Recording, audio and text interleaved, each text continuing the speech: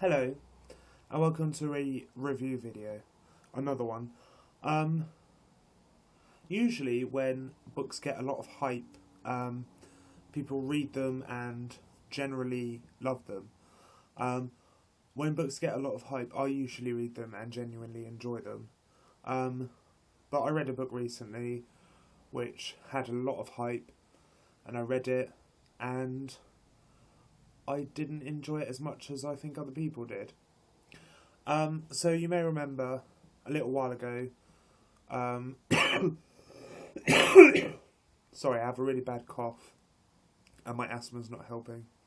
Oh, postman, hello. No, he's not coming to my house.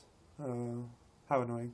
Anyway, you may remember a little while ago, I showed you that I have hardcover and paperback TBR jars, and that after I read Dorothy Must Die, I was going to finish a book and then use these. Well, that would have happened because I finished Dorothy Must Die, and then I received 2 books from Quirk for review, so I read and reviewed those. And then I finished this book, not Dorothy Must Die, sorry, Fire and Flood. This book I'm going to be reviewing today. It's not going to be a very light-hearted review because I didn't enjoy it as much as I think everybody else did. The story follows Tella, and she has a brother. I've forgotten her brother's name, actually. What is his name? Cody, that's it. So Tella has a brother, Cody, and he's dying of cancer, and her parents moved them from the big city to a place where there's lots of air, so that her brother can get better and stuff like that. And they moved to Montana. She really doesn't like being in Montana, and she really doesn't like her brother being ill and dying of cancer. And then when she comes home one day, there is a box on the end of her bed, and it has a little like Bluetooth thing in it, and her mum and dad are trying to hide it from her, kind of. I got a bit confused at the beginning of that. But it transpires that her dad knows about this little device thing, and he tries to burn it in a fire. But when Tella goes out to look at the fire, she can see that the little blue device hasn't been touched by the fire and it's still active, and there's a red button that's still beeping. So she's like, oh, it still works. So she takes it out the fire, she listens to it, and it tells her about this competition called the Brimstone Bleed. Well, it doesn't actually. It starts off by telling her about the Pandora selection process. So she goes to this place in Montana.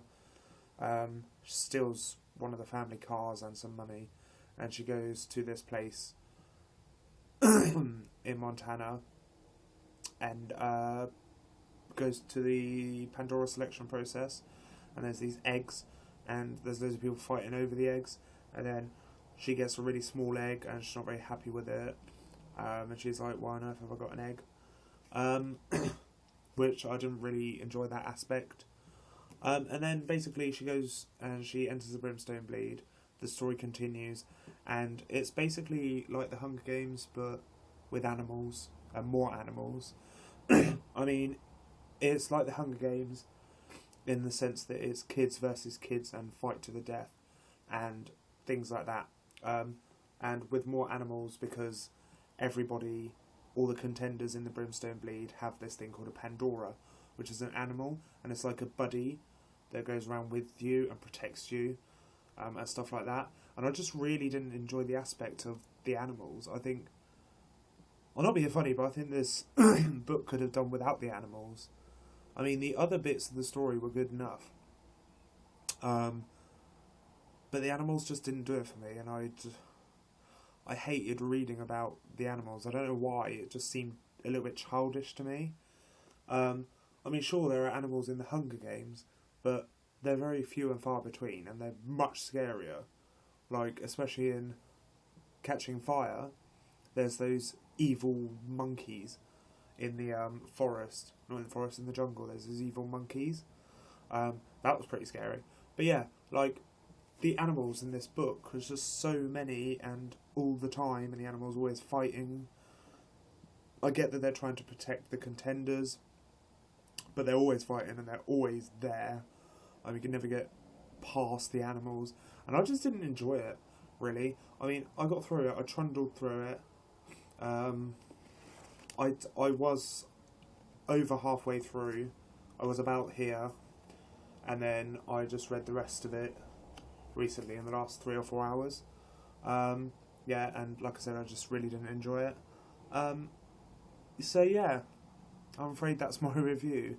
I can't really say any more about it because there is nothing more for me to say. I mean, this is supposed to be part of a series. It says book 1 in the Fire and Flood series. But I don't know if I'll pick up the others. I might do because they might get better, but I don't know if they will. I mean, amazing cover, and the fact that it says book 1 in the Fire and Flood series, so you know it's easy to keep track of the series. Amazing spine, and in fact, amazing book design overall. Like, the chapter headings have burning feathers, and the book's set out in parts. So you have part 1 is the proposal, and then you have part 2, which is the rain. See, there's the proposal, and it's the same with the feather. Yeah, so amazing book design, but the story failed to entice me. And yeah, in the end I ended up, after some consideration, I was going to give this a 2 out of 5. But after some consideration, I realised it is very well written, and the writing style is unique, and Victoria Scott definitely has created a world, very much like the Hunger Games, but she has created this world, and she has created the Brimstone Bleed, which is a terrifying thing to have to go through. So, you know, for that I give her credit. So instead of giving this a 2 out of 5, I'm actually going to give this a 3.5 out of 5, 3.5. Yeah, I didn't enjoy it as much as everyone else, but it doesn't mean I didn't enjoy it. I might pick up the second one, but we'll see. So yes, that is my review of Fire and Flood by Victoria Scott. Thank you for watching. If you've read the book and disagree with my views, you can comment, and I will do my utmost to reply to your comments. Yes, or if you're looking forward to starting the book but are unsure of it, I hope I've shone some light on it for you. I mean, you might like the animal aspect, but I just thought it was a bit too much. But yeah, that was my own personal view. So there it is. I'm going to go now. Thank you for watching. If you like this video, like. If you want to, subscribe. And I'll leave my Amazon wishlist below as well. And I will see you again in another video, because I'm going to record one literally like a second after this one. So I'll see you then. Okay, thank you for watching. Goodbye.